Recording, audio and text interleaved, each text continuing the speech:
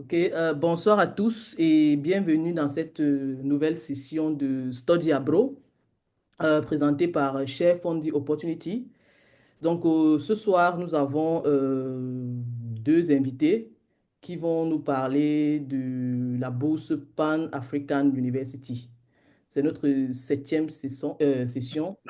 Très heureux de vous recevoir tous pour cette réunion et nous espérons que vous allez être enrichis par tous les enseignements que nos invités auront pris la peine de vous expliquer et de clarifier euh, euh, plusieurs éléments avec vous. Donc, je vais passer la parole à Pérez pour qu'il fasse une petite brève introduction en anglais pour vous mettre dans le bain et ensuite on va commencer la séance proprement dite. Donc, Pérez, tu as la parole. Okay, hello guys. Welcome again to another share funding opportunity session. This is the seventh session. If you missed the first six sessions, then maybe it's time for you to go back and check. On this session, we are bringing you yet another opportunity. It's called the Pan-African University Scholarship Opportunities. There are a lot of them. I think they are close to 10 or more.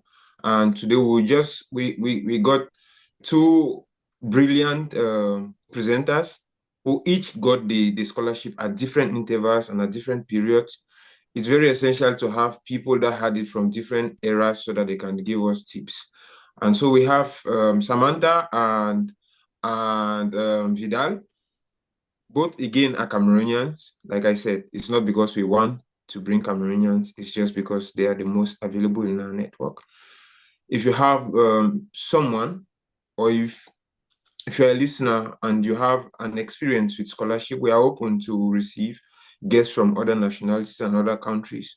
But like we said, the essence of share funding opportunity is to tell you that there is an opportunity somewhere, and your job is to follow through to meet the resource persons that we have brought in to assist you so that you can get the opportunity. So I'll quickly go now to Samantha or Vidal, any of them that is ready to do a presentation, a short and brief presentation to tell us what the Pan-African Scholarship is in general. What does it offer? How do we get into it? And their program specifically, because you can only see what you know. We cannot talk about all the other programs, but we know that there are bare minimums and bare requirements that all of them require. And specific programs may require extra documentations or extra efforts. And this is today we are bringing you just the tip of the iceberg, hoping that you get excited and look for the other opportunities that exist. So Samantha and Vidal, is over to you. Okay, thank you. I don't know if I'm going to speak in English or in French. Most convenient for you will do. Yeah, excuse me. Can you see my screen? Yes, we can. Sorry, Not yet. Student, and is under the African Union. So its mission is to promote excellence and training, research and innovation for sustainable African development. As you know, we have 5 Pan-African universities. The first one is the Pan-African Institute of Governance and Humanities and Social Science in Cameroon. Yes. The second one is the one for water, energy science, include climate change here in Algeria. The third one is Polesti for the earth and the life science in Nigeria. The other one is the one for the basic science, technology, and innovation in Kenya. And the last one is for the species science in South Africa. The one in South Africa is not operational yet, but it will be very soon. And among all this institute, there are someone who offer only masters, and other one who offer masters and PhD.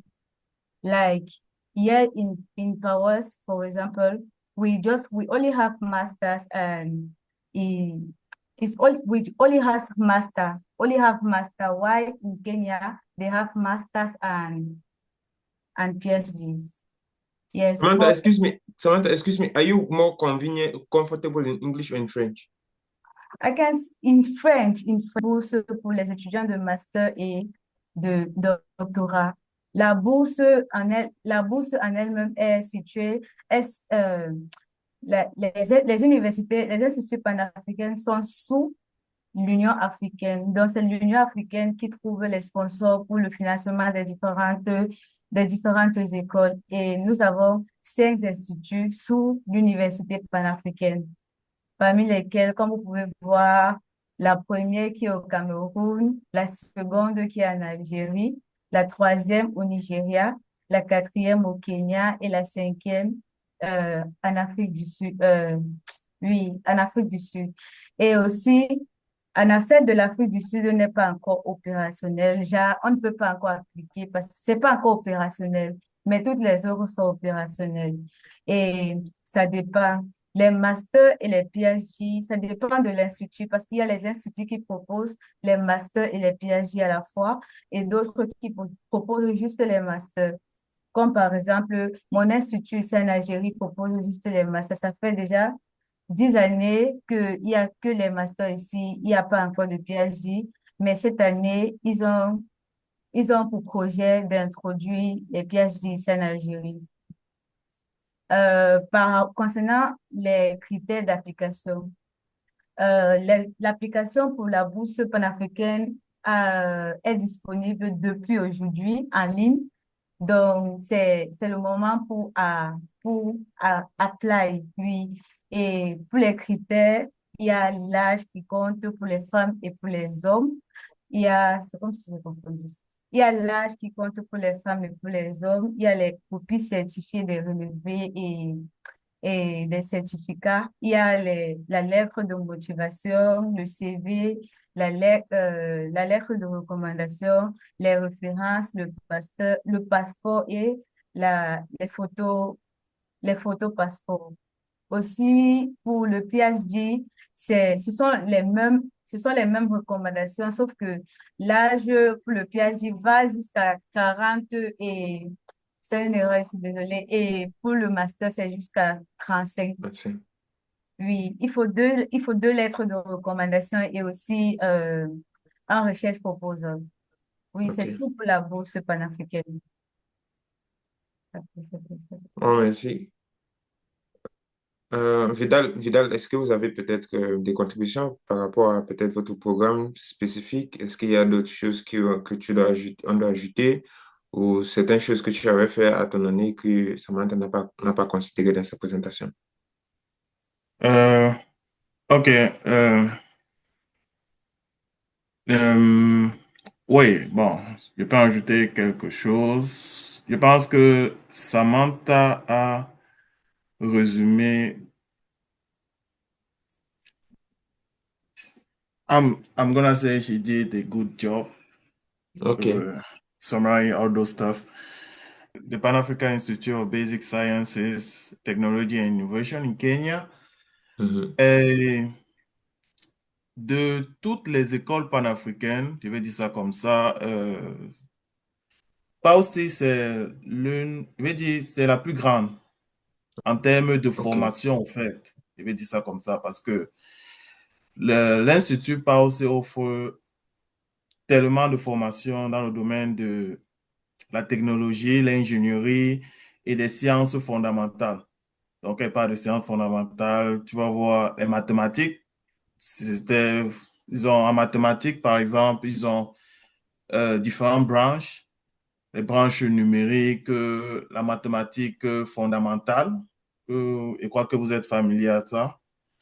Euh, En ingénierie, Faust couvre presque tous les domaines parce que, bon, je ne vais pas dire, c'est une façon de dire qu'il ne couvre pas tous les domaines, mais déjà, il couvre pratiquement les 95% des domaines en ingénierie et les autres 5% sont couverts par Euh, POES, qui est beaucoup Mhm. plus focus on Energy and energy climate change. sciences, yeah, climate change, and also policy in Nigeria Mhm. that's mostly focused on earth and life science. Okay. But à part ces deux specific branches, Pausti couvre tout le reste, c'est-à-dire la mécatronique, l'électricité, l'électronique, les télécommunications, la mécanique.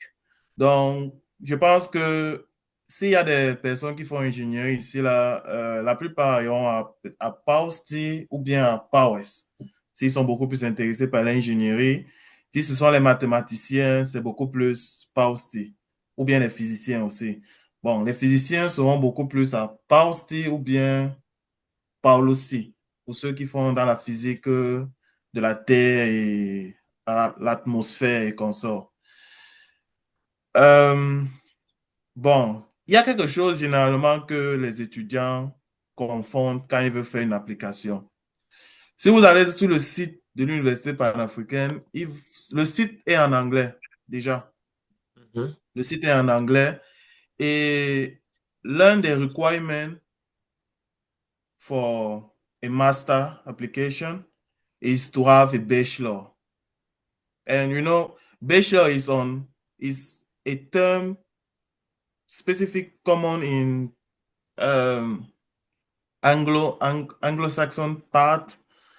So the problem sometimes is when you are doing a translation into Mhm. French, la traduction directe de bachelor, si vous utilisez les langages de traduction là, vous allez vous rendre compte que la traduction directe, c'est licence. C'est ce qui n'est pas en réalité vrai. Vous voyez? Ce qui n'est pas en réalité vrai. Parce que le master des institutions panafricaines, généralement, sont des masters en sciences. Donc, ce sont des masters qui préparent pour un doctorat. Donc, en réalité, si on veut se résumer au concept camerounais, parce que je suis camerounais, je ne connais pas bien le système éducatif des autres pays. Donc, si on veut se résumer pratiquement au concept camerounais, celui qui a plus de chances d'obtenir une bourse panafricaine est celui-là qui a un bac plus 1 ou ouais, un bac plus 1, je vais dire ça comme ça. Parce que après un bac plus 1, tu es généralement ingénieur ou bien je ne sais pas quoi.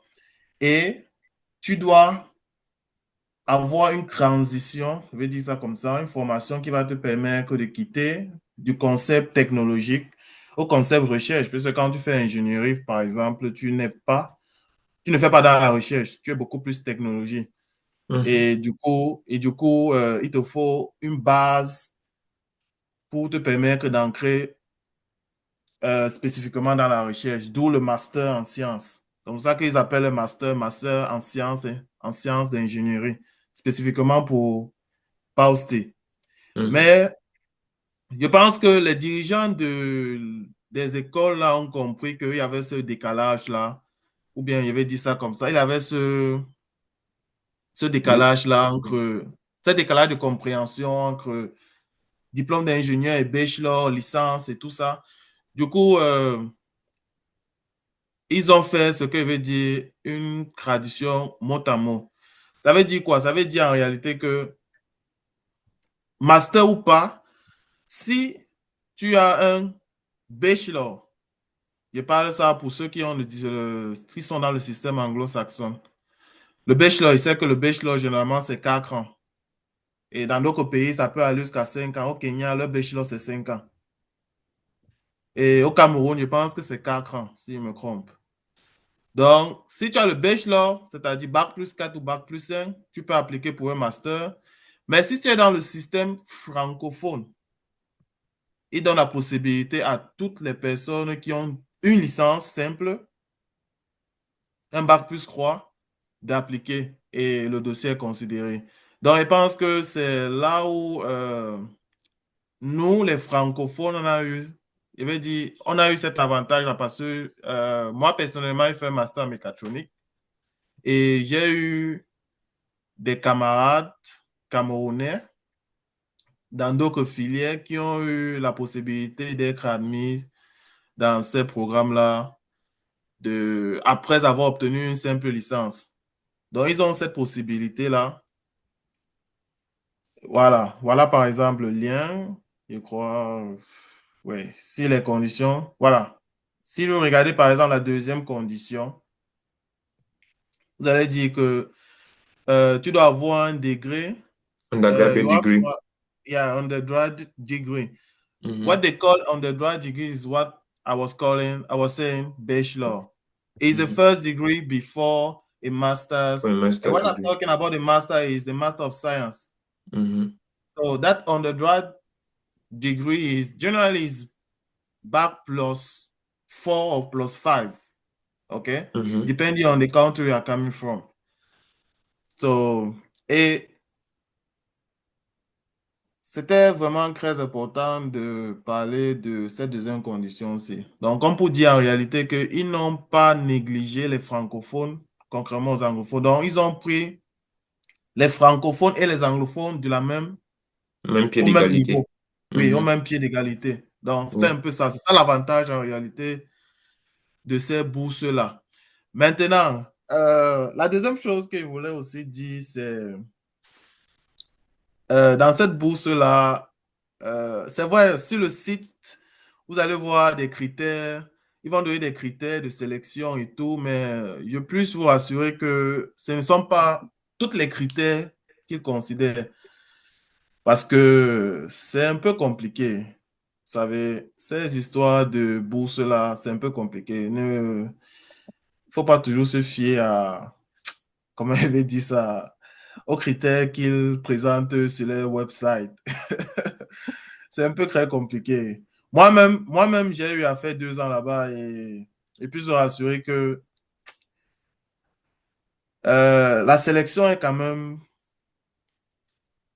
elle est compliquée. Personne ne peut savoir en réalité les critères réels sur lesquels ils se basent pour sélectionner qui ou qui. Parce que généralement, ils vous disent que par chaque, sur- on- dans chaque filière, on ne doit pas avoir 2 représentants d'un même pays. Ça, c'est un critère, voilà un critère phare de que ces gars-là se battent. Donc, dans chaque département, bon, je vais prendre mon cas par exemple. J'étais dans le département de mécanique et le département de mécanique est divisé en deux. Il y avait le génie mécanique et le génie mécatronique. Si je prends seulement le département de mécanique, la sélection se fait par pays. Ça veut dire quoi? Ça veut dire que si un Camerounais avait cet avantage-là, avait cette possibilité-là d'être pris dans le département de génie mécanique, que ce soit en génie mécanique ou bien en génie mécatronique, d'accord? Un autre représentant venant du Cameroun n'avait plus cette possibilité-là. Ça, Mhm. c'est la première chose que je veux savoir. Yeah. La deuxième chose dans le critère de sélection, c'est que chaque pays a son quota. Mhm. Chaque, chaque pays a son quota, dépendamment du financement du pays. Parce que l'Union africaine a des financements venant de tous les pays membres. Et dépendamment du financement que chaque pays membre donne, ils font des divisions en termes de quotas. Je ne sais pas comment il faut le faire, mais c'est le cas. Donc, chaque pays a son quota. Donc, si cette année-là, le Cameroun avait un quota de 3 personnes et qu'une personne est là dans le département mécanique, ils vont voir dans d'autres départements s'il y a encore d'autres Camerounais éligibles ou bien qui ont de nouveaux requis pour être sélectionnés. Donc, il y a le critère de quota, il y a le critère de on ne double pas des personnes on ne prend pas 2 fois une même nationalité dans le même département. Et il y avait encore quelques critères. Bon, je vais aussi dire le critère de performance. Il faut aussi avoir de bonnes notes, on ne sait jamais. C'est toujours bien d'avoir des bonnes notes lorsque vous voulez appliquer à une bourse. Euh, la dernière chose aussi, que je voulais dire, c'est le critère de quota ne s'applique pas aux pays qui accueillent. Je m'explique. Si, si je prends le cas de Pausti, qui était au Kenya, le critère de quota ne s'appliquait pas au Kenya. Donc, ça veut dire que dans une même filière, tu pouvais croire à quatre Kenya. Et c'est le même cas à l'école panafricaine de la gouvernance qui se trouve à Soie, à Yaoundé. Oui. Mhm. Si tu arrives dans cette école-là, tu vas te rendre compte que dans certains départements, vous allez vous rendre compte qu'il y a plus de Camerounais que d'autres nationalités. Donc, c'est un critère qui ne s'appliquait pas au pays d'accueil. Je vais dire ça comme ça. Quoi d'autre? Je pense que c'est tout, hein. Je pense que c'est tout. Ok. Donc, J'ai vu vraiment, la main. le conseil que je peux seulement donner, c'est de faire tout pour avoir de bonnes notes parce que ça compte toujours et tu appliques, tu attends. C'est tout. Samantha a levé la main. Samantha, tu as la parole. Ok, merci. Moi, pour ce que je voulais dire, c'était que par rapport à ce que Vidal venait de dire, c'est pas à propos des critères et du quota, ça dépend de l'institut. Parce que chaque institut a ses critères, a sa façon de fonctionner et tout. Par exemple, ici à Powers, euh, les pays membres, les pays qui ont une institut panafricaine, ils sont nombreux ici. Par exemple, les Camerounais, dans ma promotion, nous sommes au nombre de 4.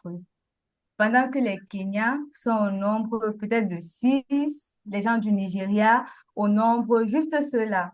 Et les Algériens aussi sont en nombre. Donc, je disais juste que par rapport au quota, ça dépend de l'institut et par rapport aux critères aussi, ça dépend de l'institut.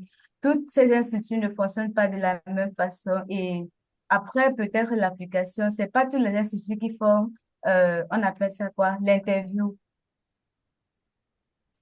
Ici à Powers, quand vous appliquez et quand vous choisissez, après, il y a encore une deuxième section qui est l'interview. Pendant que dans les autres instituts, ça se passe pas comme ça. Donc, il y a ceci. Et ici à Powers aussi, je voulais dire il y a 3 filières, mais en deux. Option gouvernance et option ingénierie. Par exemple, Climate Change Engineering, Climate Change Policy et Water Policy, Water Engineering and other. Et aussi, ça dépend. Ça dépend. Maintenant, pour postuler, le conseil que je donnerais aux francophones, qui sont aux francophones comme moi, c'est juste que si tu as déjà ton master et que ta filière, tu trouves qu'il y a un lien entre ta filière et ce que tu vas postuler et que ta motivation est valide, tu peux postuler avec ton master et ta licence parce que ça augmente juste tes chances. Le fait de voir que tu as un master et que tu as plus d'expérience et tout et tout. Donc, ça augmente juste tes chances. Mais sinon, ceux qui ont les licences au pays, particulièrement les anglophones, je parle du côté Cameroun et particulièrement les anglophones, ils ont postulé avec juste leur licence et ils ont été retenus. Donc, leur licence de 3 ans, 4 ans, et ils ont été retenus. C'est ce que je voulais dire. Mais Samantha, Moi, j'ai deux questions maintenant. euh, Et maintenant aussi, désolé, pas sur le site, quand les exigences, comme il a dit, ce ne sont pas toutes les exigences qui sont sur le site. Il y a la lettre de motivation qu'ils n'ont pas mis sur le site, mais quand tu entres pour postuler, tu dois entrer ta lettre de motivation. Donc, la lettre de motivation est nécessaire. Par exemple, dans les recommandations, s'il n'y a pas de lettre de motivation ou quoi que ce soit, mais la yeah. lettre de motivation est nécessaire. Ok. Samantha, avant que je donne la parole à Pérez, euh, essayons un peu de très bien comprendre cette différence-là que tu fais avec Vidal. Donc, il faut qu'on comprenne. Lorsqu'ils disent bachelor degree ou alors Mhm. graduate degree, nous, on sait que dans le parcours des anglophones, la plupart, ça c'est vraiment encore exceptionnel, mais la plupart, c'est de bachelor 4 years. Ils font ça, ils font généralement leur licence en 4 ans. Maintenant, Oui. c'est beaucoup plus les francophones qui font ça, le bachelor qui est en fait, en guillemets, on va dire équivalent de la licence, mais pas vraiment, qui est souvent 3 ans. Et donc, il faut une année supplémentaire, un master 1, pour justement faire ce bachelor 4 years. Je parle de ça parce que je pense que lorsqu'on fait souvent des, lorsqu'il faut peut-être postuler aux États-Unis et dans les universités américaines, on demande un bachelor degree. Mais en réalité, le bachelor degree dont ils demandent, dont ils font référence, c'est vraiment le bachelor 4 years. Et si c'est que tu n'as pas le bachelor 4 years, tu peux faire ce qu'on appelle de equivalence degree. Et donc, durant le equivalence degree, qu'est-ce qu'ils font? Ils considèrent le fait que les francophones font 13 années du collège et du lycée, alors que les anglophones font 12 années. Donc, l'année supplémentaire qui est en fait de off year, c'est-à-dire la 13e année en fait des francophones, qu'est-ce qu'on fait? C'est ça qui complète la première année des francophones. Donc, je pense que quand on fait l'équivalence du gris, ça, lorsqu'on balance comme ça, là, ça make sense, tu vois. Mais est-ce que ici, pour cette bourse-ci, ils considèrent cette différence-là? Ou alors, pour un candidat, il est prudent pour lui, pour postuler, d'avoir soit son master 1, soit son master 2, ou alors au meilleur des cas, il a son master 2 avant de postuler pour un francophone. Et un anglophone, est-ce qu'il faut qu'il complète son bachelor degree 4 years, ou alors qu'est-ce qu'il faut, quelle est la règle en fait? Bon, je vais te répondre, Sandra. Mhm. Euh, je pense que dans mes propos, j'ai dit, si on se réfère tout simplement au site que tu es en train de présenter là, il demande le premier diplôme universitaire, d'accord? Like those, what they call the bachelor. Bon, dans le système universitaire, déjà, dans le système universitaire francophone, je vais commencer par le système universitaire francophone. Dans le système universitaire francophone, nous connaissons que nous avons la licence, nous avons le master, nous avons le doctorat. Mhm. Ça, c'est le un. Pour ceux qui font dans, pour ceux qui font dans l'ingénierie, ils font un diplôme d'ingénieur, bac plus 5. Dans notre pays, c'est bac plus 4. Mais bon, ça dépend. Ils font un diplôme d'ingénieur, bac plus 5. Ils sont obligés de faire un master dire, avant de faire un PhD. Oui. D'accord? Ouais. Mhm. Voilà. Maintenant, c'est la même chose dans le système anglophone pour ceux qui font ingénierie. Ils ont ce qu'ils appellent le bachelor, bac plus 4. Dans d'autres pays aussi, c'est bac plus 5. Spécifiquement au Kenya, que je connais bien, c'est bac plus 5. Le bachelor. Au Cameroun, je crois que c'est bac plus 4. Oui, c'est quatre au Cameroun. Voilà. Donc, ils font ça. Ils sont obligés de faire un master encore avant d'aller faire un doctorat. On est d'accord? Mhm. Bon, comme je disais donc, il y a donc ce décalage-là. Parce que pour nous anglophones, quand on entend bachelor, on sait, la traduction mot à mot, c'est licence. On est d'accord. Mais ce n'est pas en réalité la licence qui est mentionnée sur le site. Puisqu'ils se réfèrent au système anglo-saxon quand ils font leurs histoires-là. Quand ils développent, ils sortent leur, leur requirement là. D'accord? Donc, c'est le bachelor du système anglo-saxon qui veut se dire bac plus 4 ou bien bac plus 5, dépendamment du pays. Mais en réalité, ils ont compris ce décalage entre le système francophone et le système anglophone. C'est la raison pour laquelle j'ai dit tout à l'heure que les francophones, en réalité, n'ont plus besoin de dire qu'ils ont besoin, ils ont nécessairement besoin d'avoir un bac plus 4 ou un bac plus 5 pour appliquer. Avec une licence, ils peuvent le faire parce qu'ils ont compris ce décalage-là. Les anglophones n'ont pas besoin de finir le bachelor, de faire un master pour appliquer. Avec le bachelor qui est spécifiquement le bachelor mentionné dans le site, parce qu'il faut comprendre d'abord que le site de l'Union africaine, des écoles panafricaines, là, est écrit en anglais. Il n'y a pas l'équivalent en français. Les trucs de français, là, ce sont les traductions. Le vrai site est en anglais. Et vous savez toujours que every time you are doing translation between French and English, you are going to have some bias. Donc, il y a toujours ces décalages-là que les erreurs, en fait, ces décalages-là, ces erreurs que les gens font. Donc, en réalité, parce qu'ils ont compris la différence entre le système francophone et le système anglophone, ils ont donc dit, OK, les francophones viendront avec leur licence, les anglophones viendront avec leur bachelor. Maintenant, Samantha a dit quelque chose d'important, oui.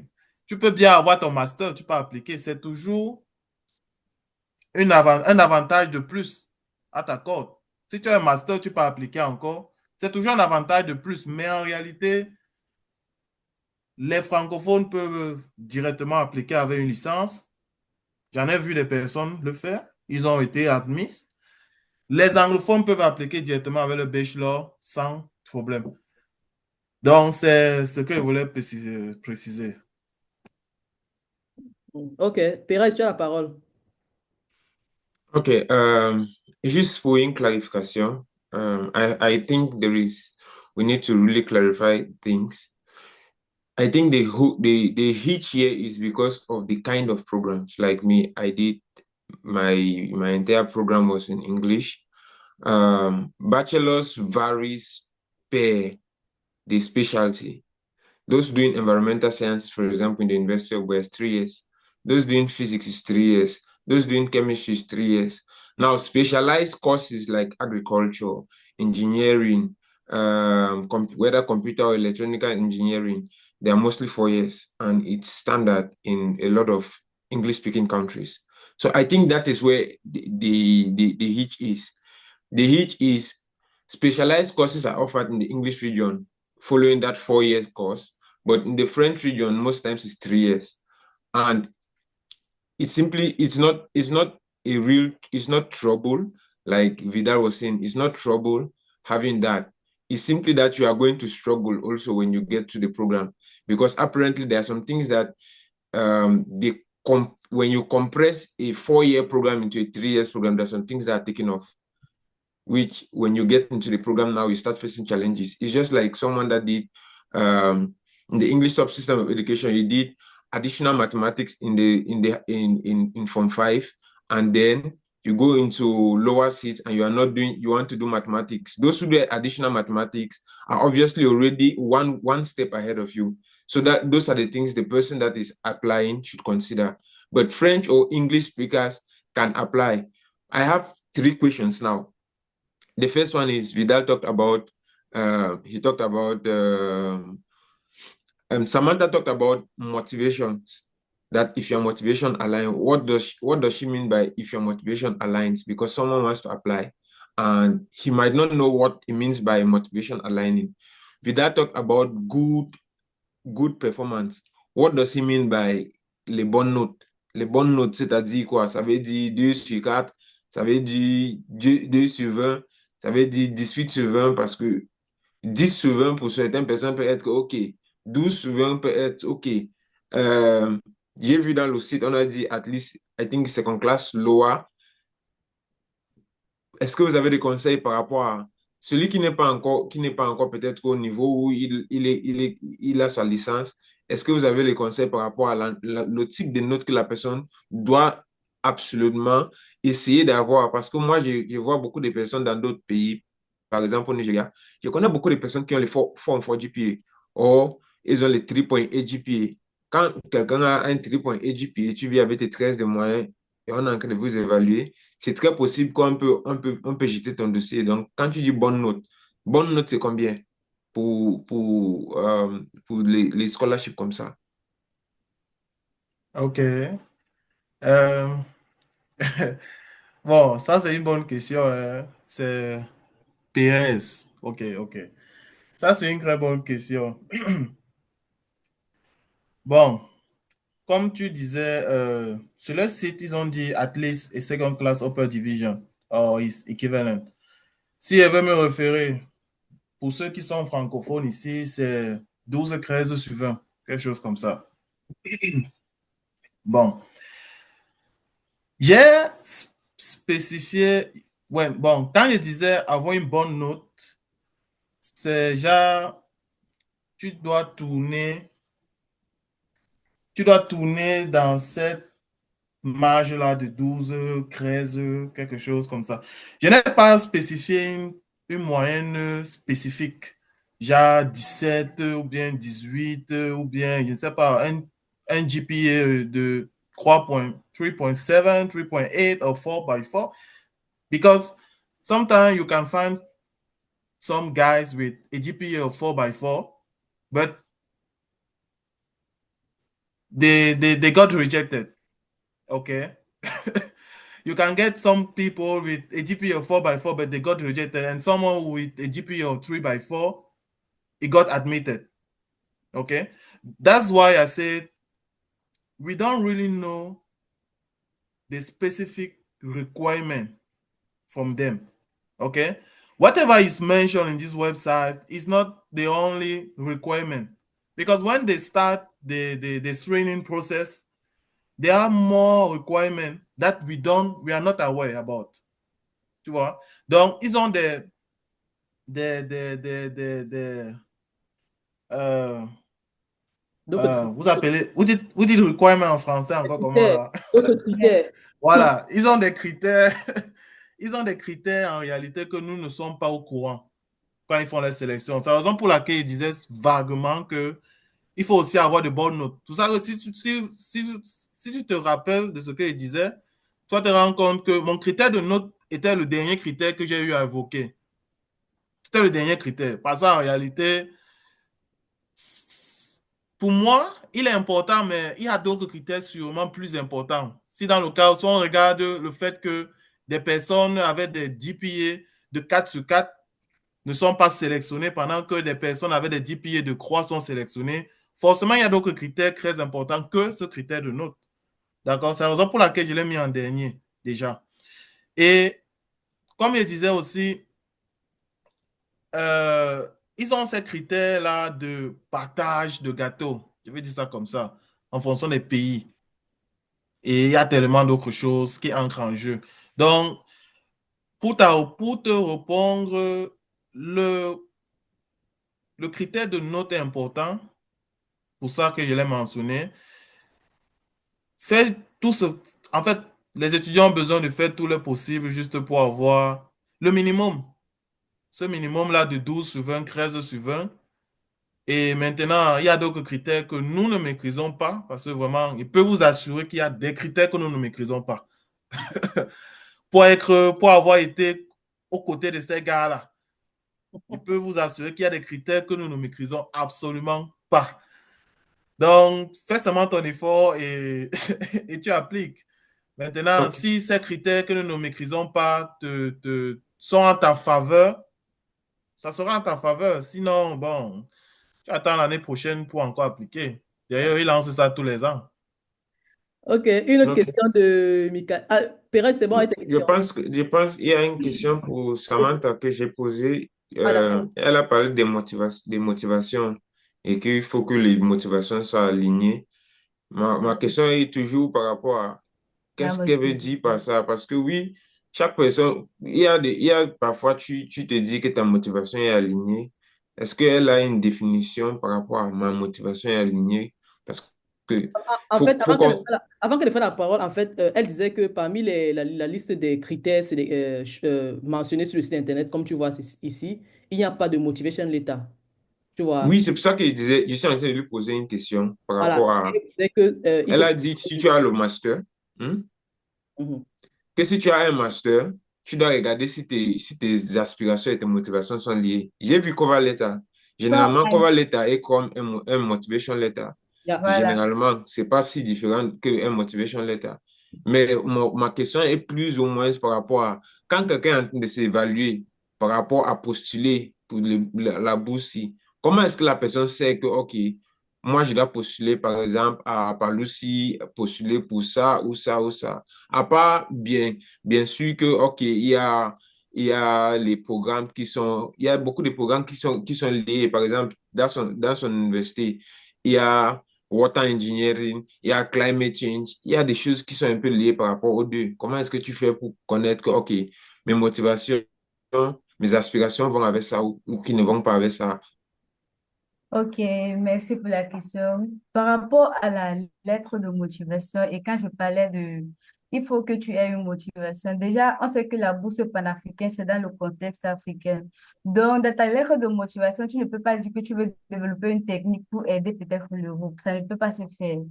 De deux, ça dépend de ton background. Moi, par exemple, j'ai fait physique et avec les physiques, je voulais intégrer peut-être l'école panafricaine. Regardant maintenant le lien entre ma physique et ce que je voulais faire à l'école panafricaine, moi, par exemple, je fais climate change. Je me suis dit que, OK, je peux, comme je suis passionnée par le climat, je peux aider à développer les modèles climatiques. Et pour ça, il faut les équations physiques que j'ai appris durant mon master ou bien durant mon PhD. Tu vois que quand tu alignes bien ce que tu as dit, parce que faire la lettre de motivation, ce n'est pas juste dire que, OK, je suis motivée, j'ai ceci, mais tu veux faire quoi? Pourquoi tu veux faire ça et ça va aider à quoi? Donc, c'est un peu ça. Quand ta motivation s'aligne avec la filière que tu as choisie, je crois que tu as plus de chances. Et aussi, dans mon institut, par exemple, comme on parlait des critères, il a bien dit, chaque institut a son propre critère.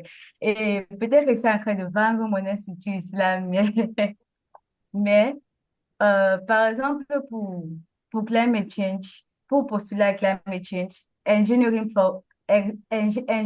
déjà, il faut avoir un background comme en physique. Donc, parce que c'est juste une tendance et il y a notre student affaires ici qui nous a dit que si tu veux postuler à Paros, dans une filière, il faut te renseigner qu'il n'y ait pas ça dans ton pays. Par exemple, au Bénin, ils ont une institut de l'eau, l'ingénierie de l'eau, comme un truc comme ça. Voilà. Quelqu'un qui est du Bénin qui veut postuler pour l'ingénierie de l'eau ici à Paris, c'est pas possible qu'on le retienne parce qu'ils ont déjà une institut qualifié là-bas. Donc, s'il peut postuler peut-être pour l'option gouvernance et tout et tout.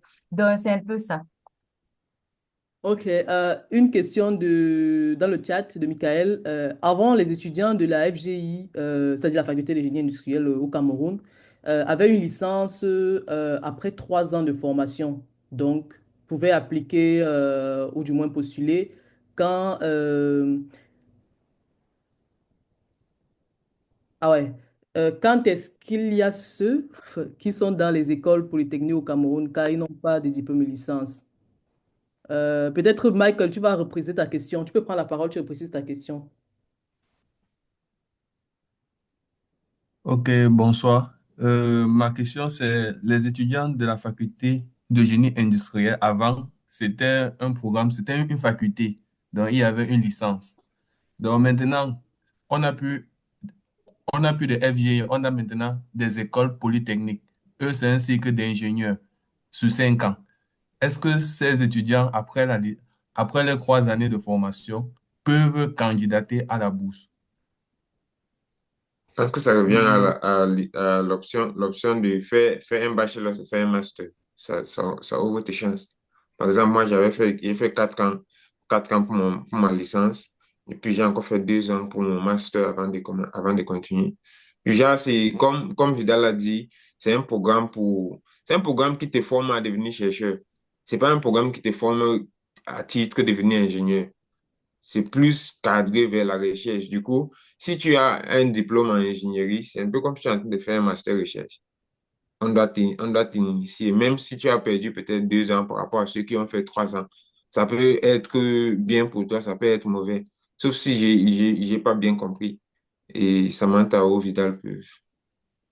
Non, c'est exactement ça. Je crois que tu as résumé ça clairement. Comme je disais,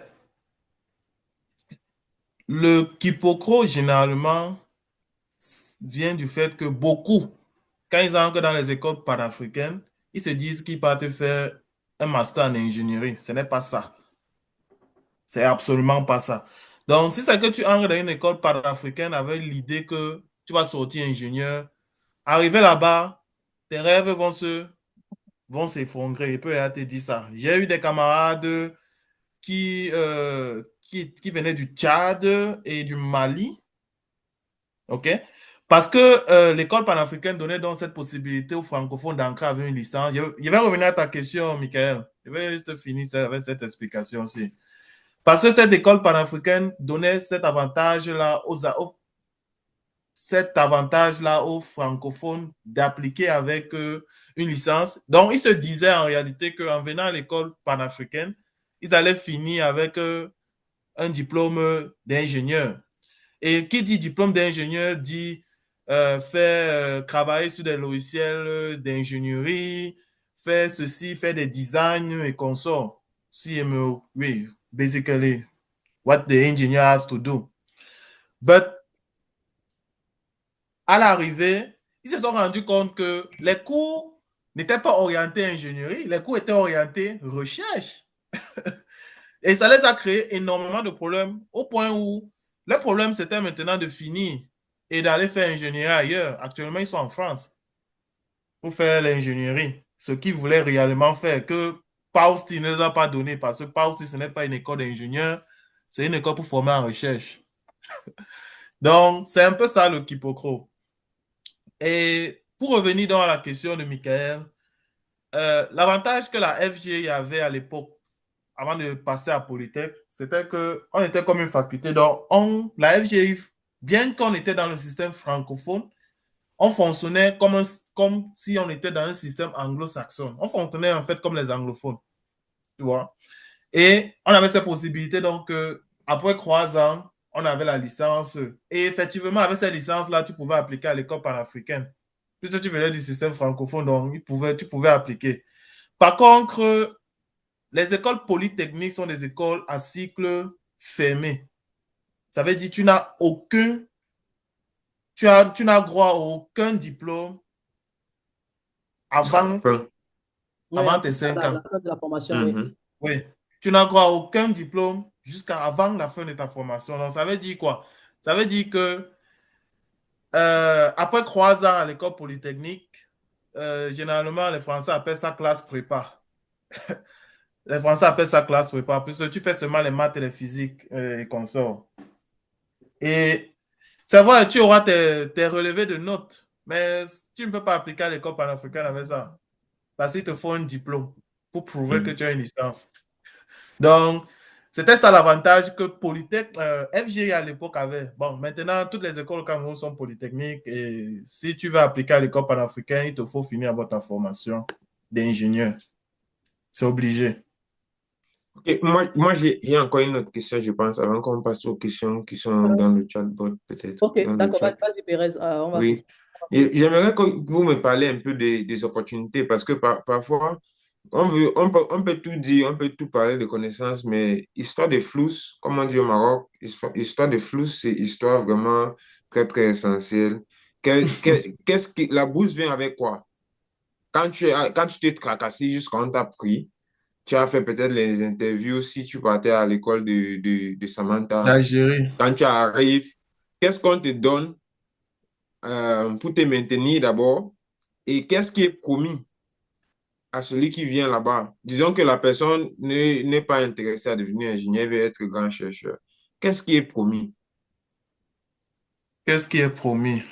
Oui, à la fin, Hmm, au début, est-ce que les stipends, c'est comment?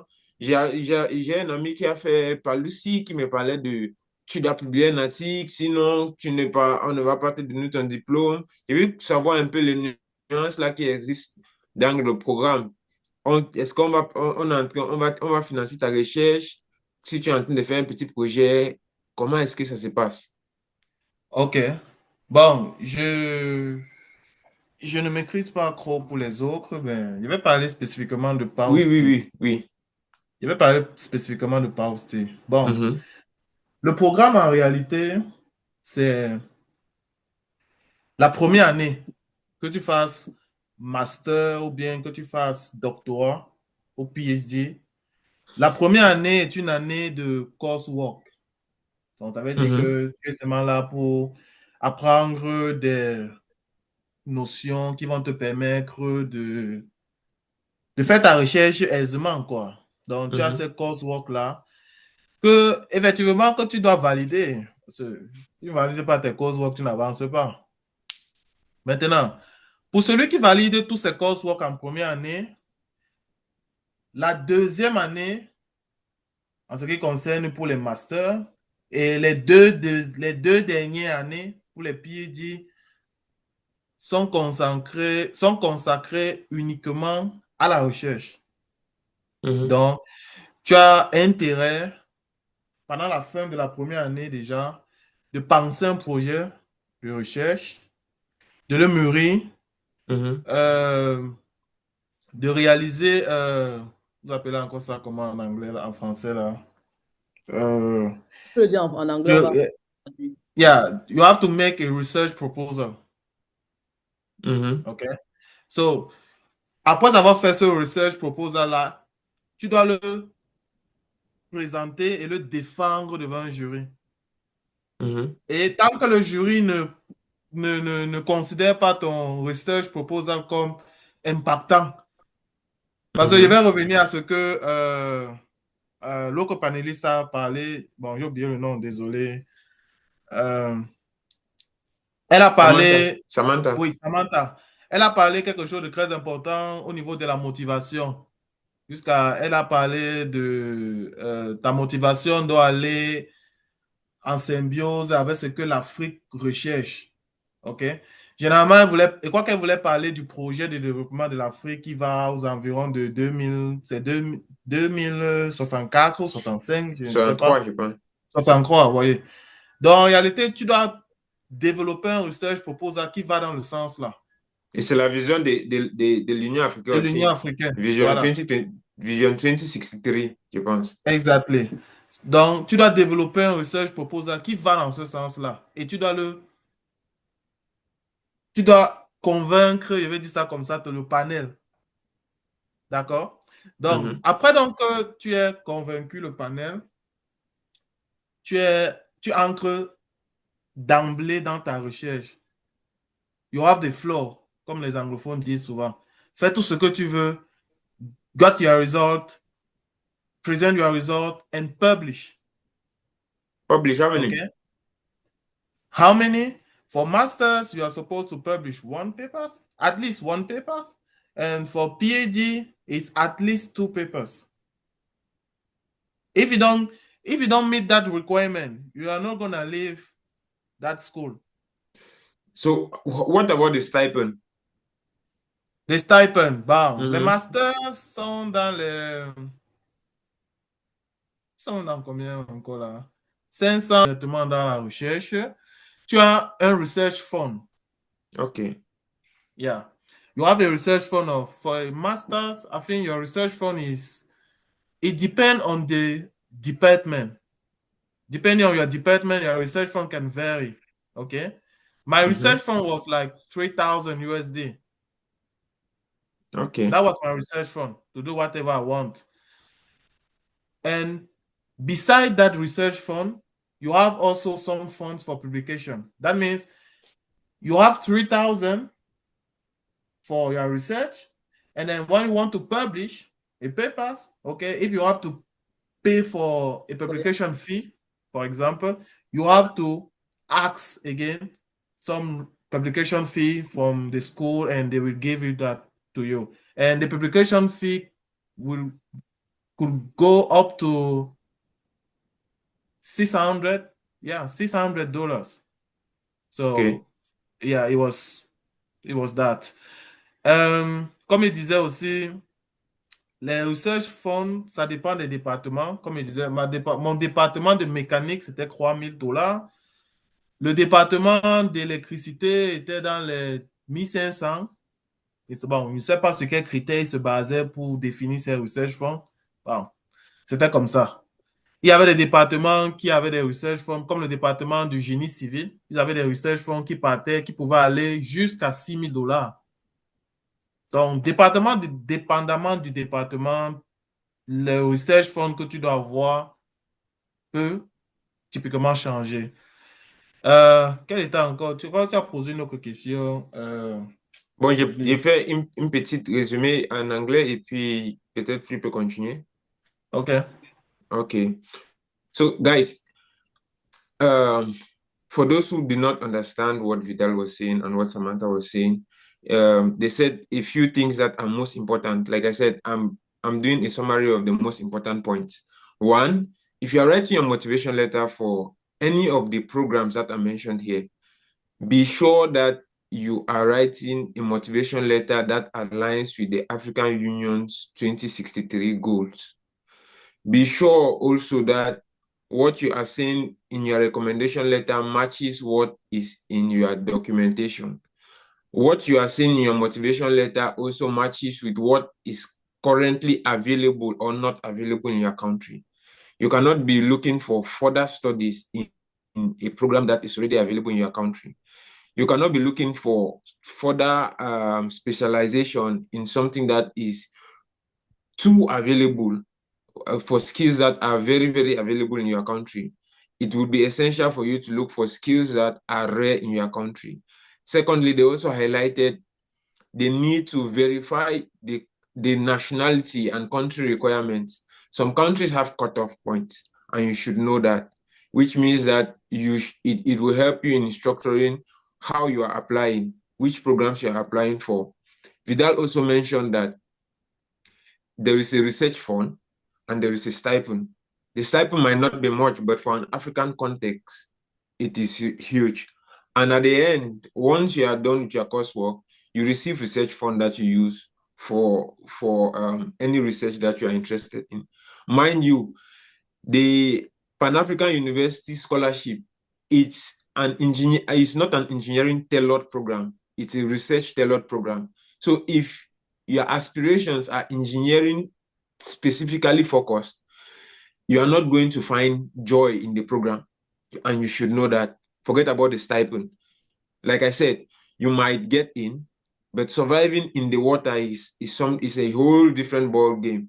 Do not go and disgrace your entire country because you were choosing out of a huge number of persons from your country. You are actually an ambassador for your country when you go for these scholarships. So you should not go and disgrace your country. You might be the only maybe Senegalese or Burkinabe that has ever gone to the program, and anything you do there reflects your country. That is why they do country cutoff. So if you are interested in research in general, this is a program for you, and you must look at a program that aligns not only with your own aspirations, but also with the national aspiration and Africa's aspiration. I think maybe Vidal and Samantha can add any other thing if I missed it, and then we can continue. Ok, merci Pérez. Donc, je prends les deux questions du chat supplémentaires, le temps de répondre aussi, enfin, que Vidal se rappelle de sa question qu'il devait répondre. Donc, Michael demande, quelles sont les ouvertures qu'on pourrait avoir après cette formation? Très bonne question. Alors, quelles sont les ouvertures après avoir postulé, avoir été retenu, après avoir fait ses classes, après avoir fait publier ses papiers bon, pour le Master 1 ou alors deux papiers au moins pour le PhD. Lorsqu'on termine ses classes, lorsqu'on termine sa formation, quelle est la suite? Samantha ou Vidal, vous avez la parole. Oh, that is a tricky question. I don't like this kind of question, but I will try to reply. Ok, je disais donc tantôt que ça, ce sont généralement des questions pièges. J'aime pas trop répondre à ces questions parce que généralement, chacun est responsable de ce qu'il fait. On est d'accord? Chacun est responsable de ce qu'il fait. Donc, quand tu décides de te donner à fond et de postuler à une bourse, d'arriver là-bas, je pense que tu ne le fais pas dans un cadre de jeu, bien quelque chose comme ça. Tu le fais avec responsabilité, tu es responsable de tes actes. Donc, quand tu arrives là-bas, tu es censé te mettre à fond et censé déjà te projeter. Déjà, après mon master, qu'est-ce que je veux faire? Quelles sont les opportunités qui s'offrent à moi? Après mon PhD, quelles sont les possibles opportunités qui s'offrent à moi? Je sais que généralement, beaucoup de personnes poussent. Je vais écarter des personnes qui ont cette tendance à arriver là-bas parce qu'ils pensent que après avoir obtenu leur master, ils pourront entrer dans le domaine de l'industrie, genre, ils sont ingénieurs. Parce que, comme il disait tantôt, les écoles panafricaines ne forment pas les ingénieurs. Tout ça, c'est une erreur fondamentale. Donc, prenons la personne qui entre parce qu'il sait que, bon, c'est un master de transition entre sa formation d'ingénieur et le doctorat. OK? Donc, la majorité, avait dit, par exemple, 95 voire 98% de ces personnes-là ont cette ambition de faire un doctorat. D'où la raison pour laquelle ils essayent de publier plus d'un paper. La raison, c'est que ces formations doctorales, généralement, plus tu as de publications en master, plus tu es, comment il veut dire ça, plus tu es fiable. Je veux dire ça comme ça en termes de recherche. Donc, tu sais bien le processus de recherche, tu connais écrit un article et tout, tout. Donc, tu as ces petits avantages-là. Donc, beaucoup font généralement quoi? Au lieu de publier un seul paper, ils publient au moins deux. Bon, ça, c'était mon cas. J'ai fait deux publications au lieu de un, pratiquement. Donc, C'est pour augmenter tes chances, c'était pour augmenter tes chances d'obtenir le doctorat par la suite. oui, Je c'était vous pour prends. augmenter mes chances. C'était pour augmenter juste mes chances de, bon, si je vais appliquer un doctorat en, je sais pas, en France ou bien dans n'importe quel pays là, en Occident, je pourrais avoir facilement mon admission. On le sait. Bon, Bon, ça simplement, c'est général. que deviennent en fait les alumni? C'est-à-dire, dans ton explication, sur 100%, pour toi, les alumni, la plupart, peut-être on m'a dit, Ouais. sur 100%, il y a une grosse poignée, peut-être 60% des alumni qui ont la chance de poursuivre le doctorat après le master, par exemple.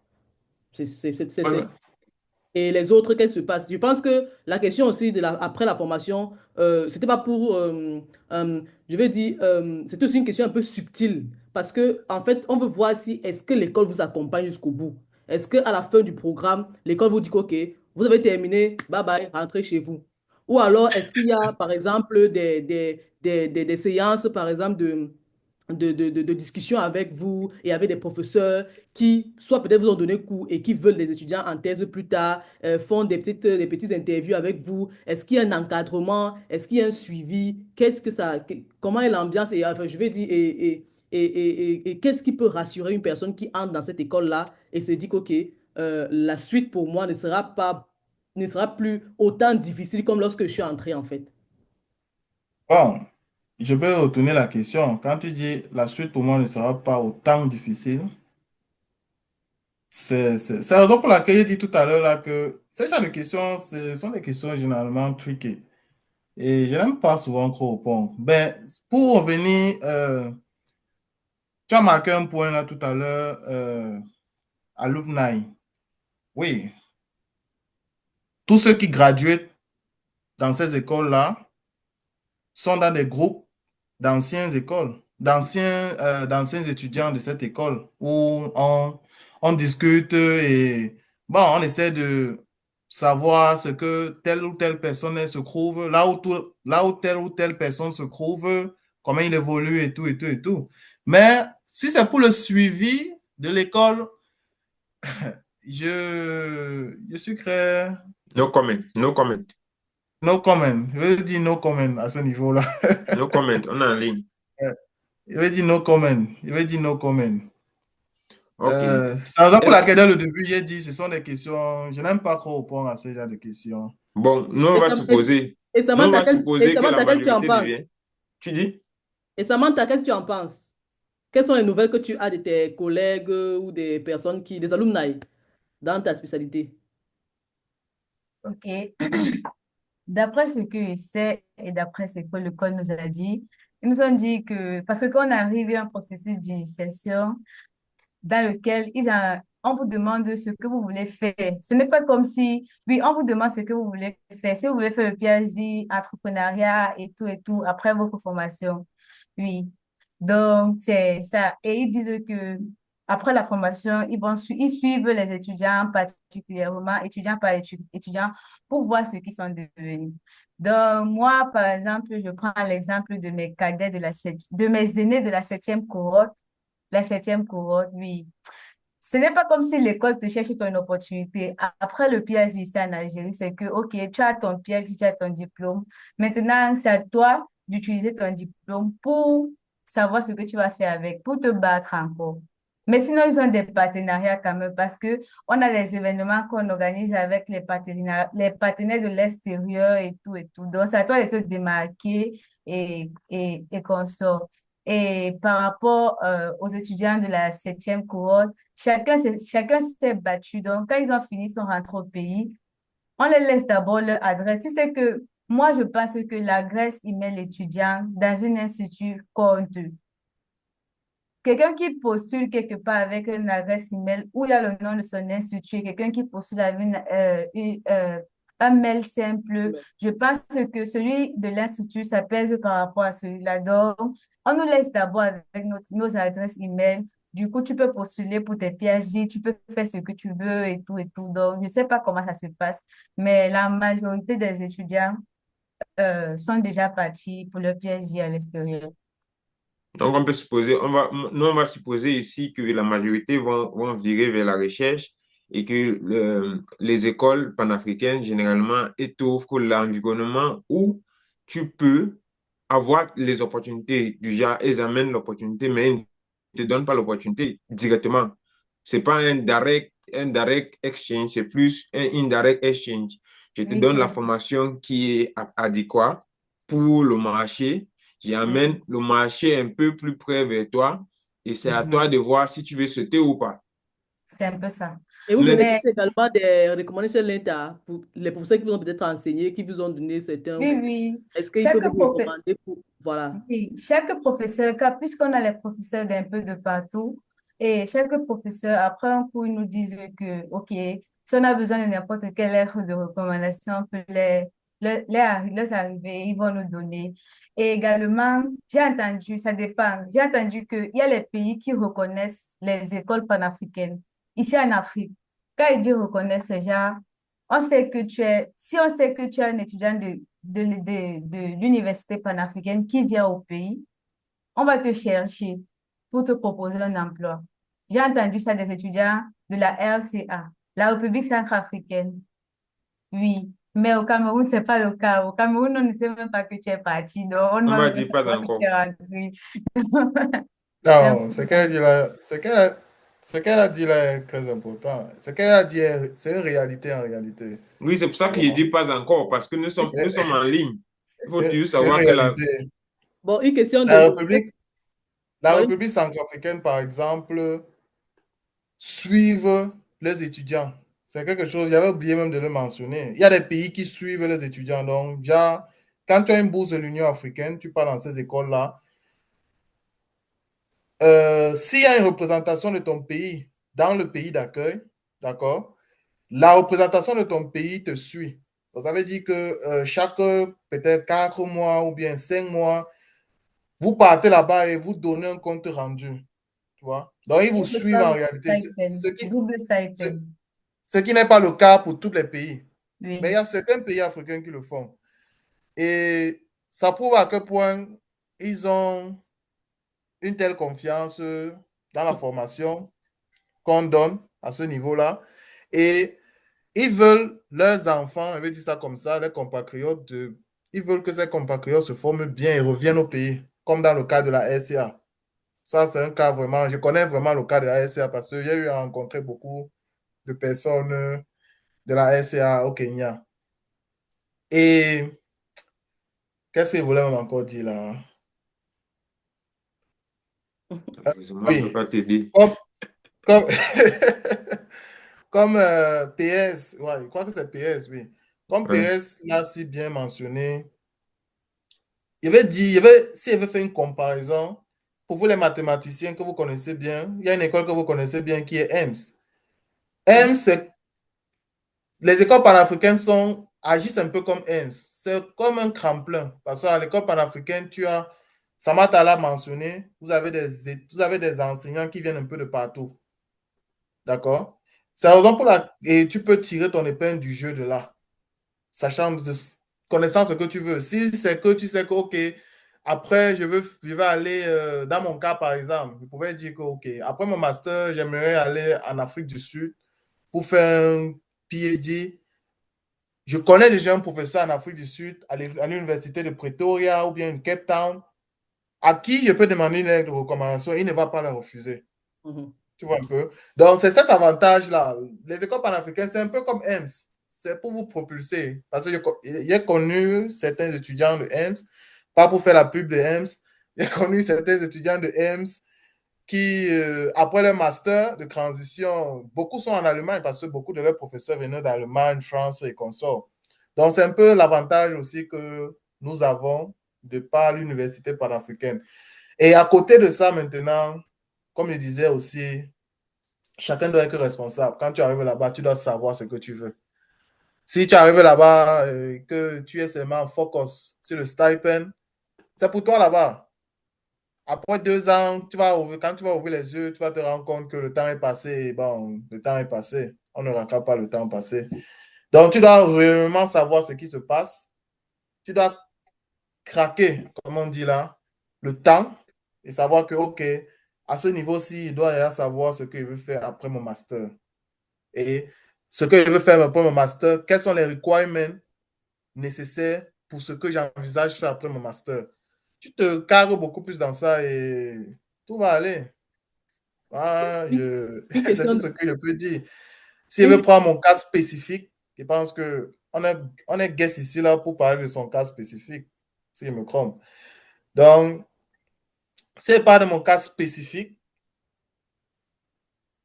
avant même d'arriver à mon cas spécifique, j'aimerais aussi dire quelque chose francophone.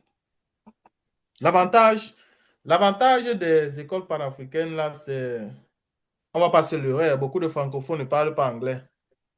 On est d'accord. J'étais au point de te demander la question, comment survivre en tant que francophone qui n'a jamais parlé l'anglais dans un programme presque anglophone? C'était Voilà, j'y c'était ma viens, question qu'il devait poser. j'y viens. Donc, moi j'ai fait toute ma formation d'ingénierie en français. Et beaucoup de francophones qui appliquent dans ces écoles panafricaines, généralement, ont fait leur école en français. Parce que il y a une remarque que j'ai eu à faire dans ces écoles panafricaines, c'est que vous allez rencontrer beaucoup de francophones dans ces écoles-là, comparé aux anglophones. Beaucoup de francophones y vont. Beaucoup. Maintenant, la question, c'est de savoir, ils n'ont jamais fait une école, ils n'ont jamais étudié en anglais, mais ils décident d'aller dans des écoles anglo-saxonnes.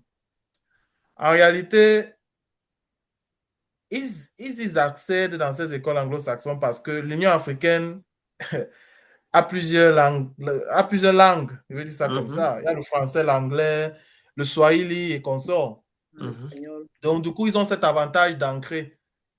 Mais ils en ressortent maintenant purement anglo. Ça, c'est l'avantage. Voilà l'un des gros avantages de ces écoles, de ces écoles de l'Union africaine pour pour les francophones spécifiquement. Donc, quand un francophone accède dans ces écoles-là, le fait qu'il étudie d'abord en anglais, il fasse sa recherche en anglais, il écrit le mémoire en anglais, il écrit des publications en anglais, il finit là-bas connaissant avec un niveau d'anglais, je vais dire peut-être à 80%. Parfait. Donc, ça, c'est vraiment le gros avantage que tu as parce que après ça, maintenant, tu peux dire que, OK, décider de continuer tes études pour ceux qui veulent continuer les études ou bien décider de faire un postdoc pour les PhD dans des universités de haut rang en Amérique, en Angleterre et consorts. Ce que tu n'avais pas la possibilité de faire si tu restais seulement dans un pays Mm. francophone. Tu vois? Donc, ça, c'est l'un des plus grands avantages. Je vais dire ça comme ça. Besides the fact that you are going to learn some stuff, you are going to publish and whatever, the main point is after graduating, you got these skills, this language skill that will help you to apply for more opportunities overseas, mostly. Okay. I think those are amazing opportunities. There are few scholarships that offer so much. Like most times, it's difficult to see a scholarship you are going to. That means there's always a way to win. If you are interested just in the flus, as Moroccans we call it, in the morning, you can go and take your stipend and your research grant, you are good. But again, you learn how to write a research article, which is so difficult even for doctoral students, which means that it's like you are doing half of your doctoral training in your master's level. And then if you are French speaking, that's a huge opportunity for you to learn your English. And the world is English. The app we are using is English. We might want to lie ourselves, but 80% of the books that we read and the articles we read are articles in English. So just the fact of learning English alone, if you had never learned English, is a huge plus. Plus, like we say, for example, in my university here, the possibility of knowing Africans from 15 or 16 or 20 African countries is not taken for granted. Imagine that you can travel to any African country, you know someone, or someone might know someone in that country that can make your stay a little better. I think there are few scholarships that can offer this. Yeah.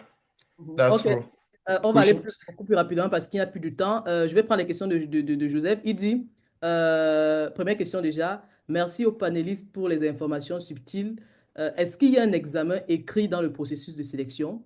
Sauf erreur de ma part, je pense l'avoir lu sur le site internet, enfin sur le site de candidature. Peut-être une éventualité. Donc, peut-être There is no writing text. Ok. No writing test. Deuxième No question. examen, pas d'examen d'écrit. C'est purement based on your file.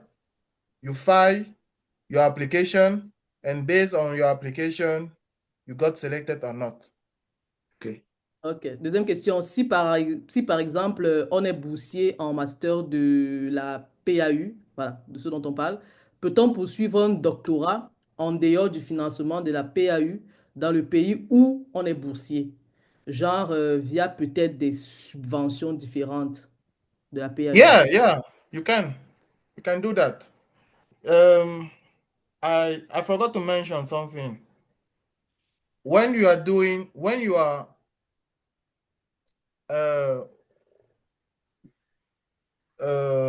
quand tu es boursier, c'est mieux de parler en français. Quand tu es boursier de l'école panafricaine, ils ont une règle. Ça veut dire quoi?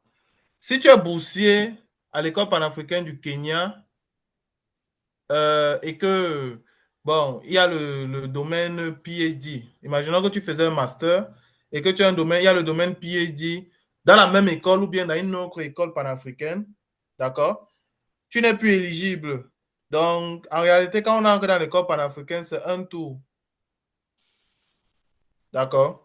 Donc, ça veut dire quoi? Ça veut dire que si tu faisais ton master en génie électrique, tu finis et que il y a, par exemple, la formation de doctorat en génie électrique, toujours dans l'université panafricaine, que ce soit de la même université ou bien une autre université panafricaine, tu n'es plus éligible.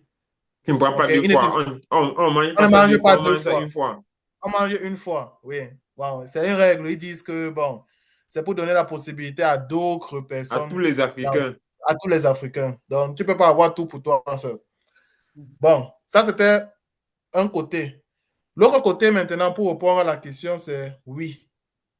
Tu peux finir l'école panafricaine et obtenir ta bourse ailleurs. C'est la raison pour laquelle ça revient encore à ce qu'il disait que chaque fois que quand tu entres dans cette école-là, tu dois savoir ce que tu dois être responsable. Tu dois connaître ce que tu vas faire.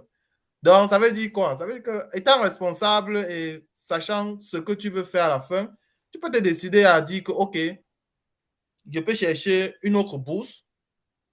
Ça peut être la bourse de la DAD, parce que la DAD a des programmes de bourse partout en Afrique.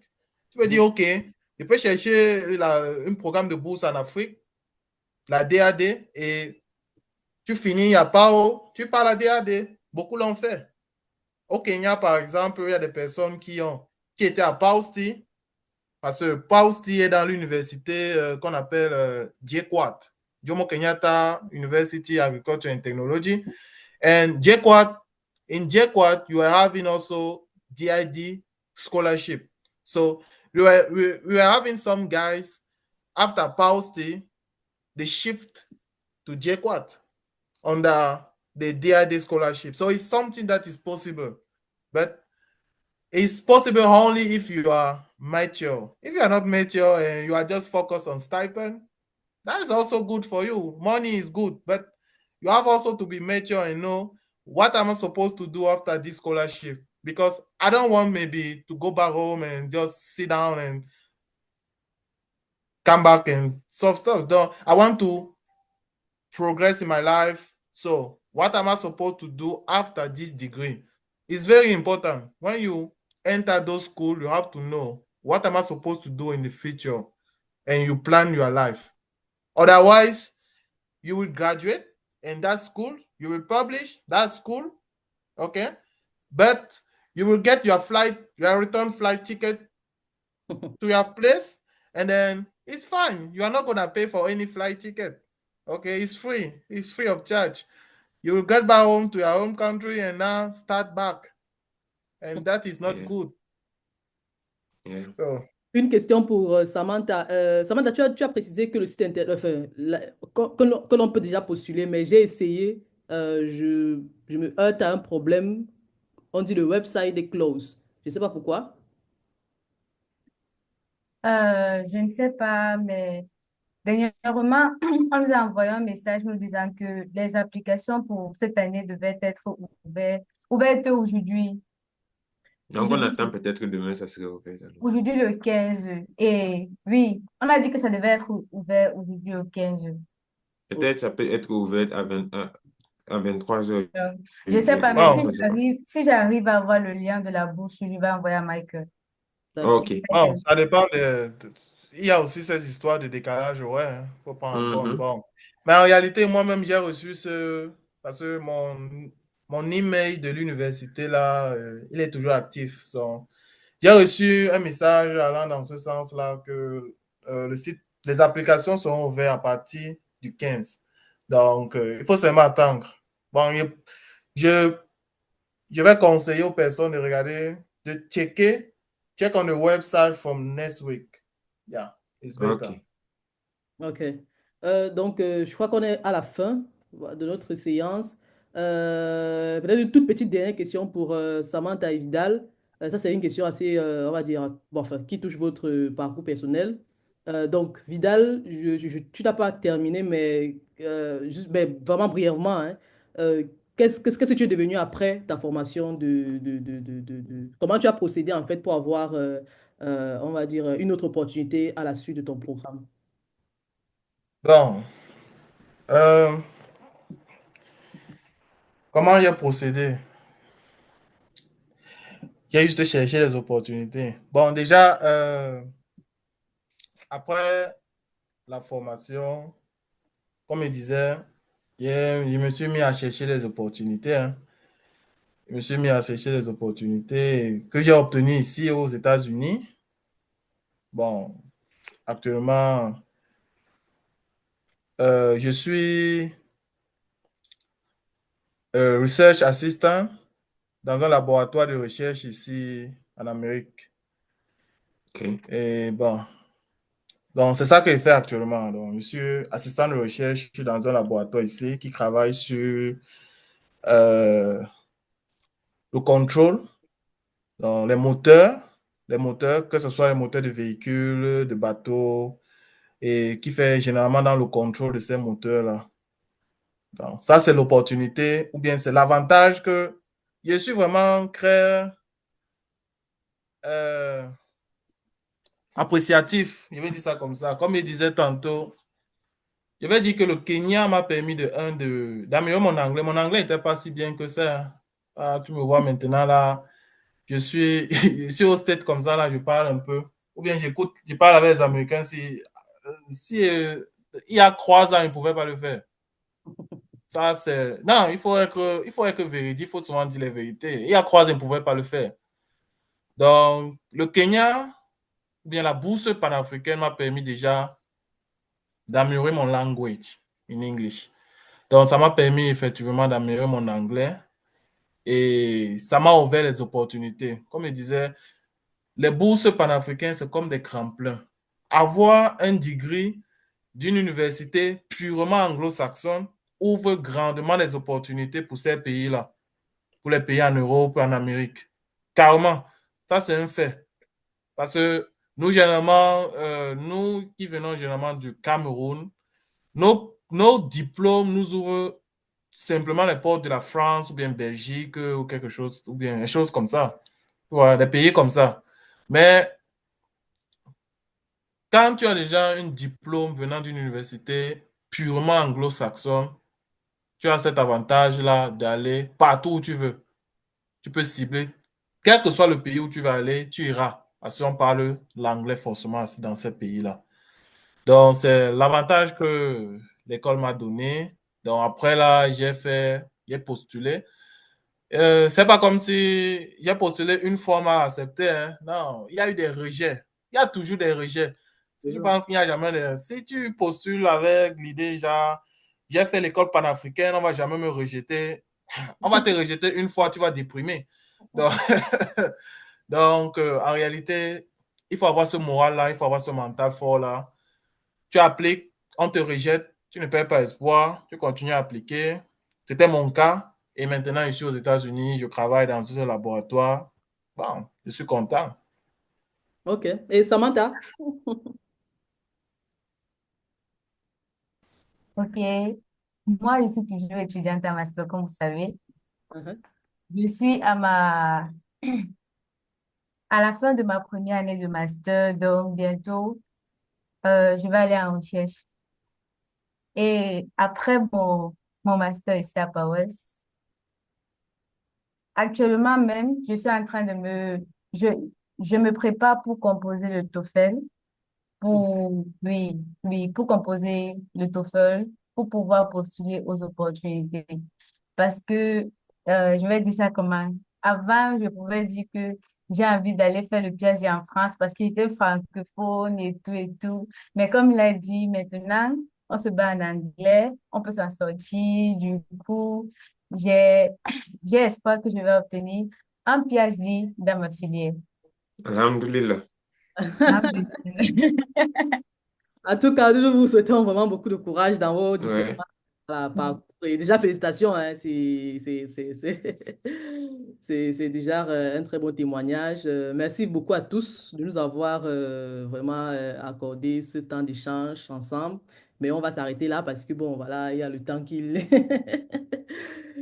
nous tient. Et donc, Pérez va juste conclure la séance et je vais arrêter le partage.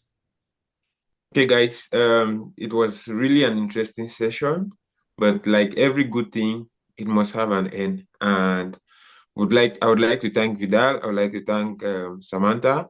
It was really, really an interesting session with you guys.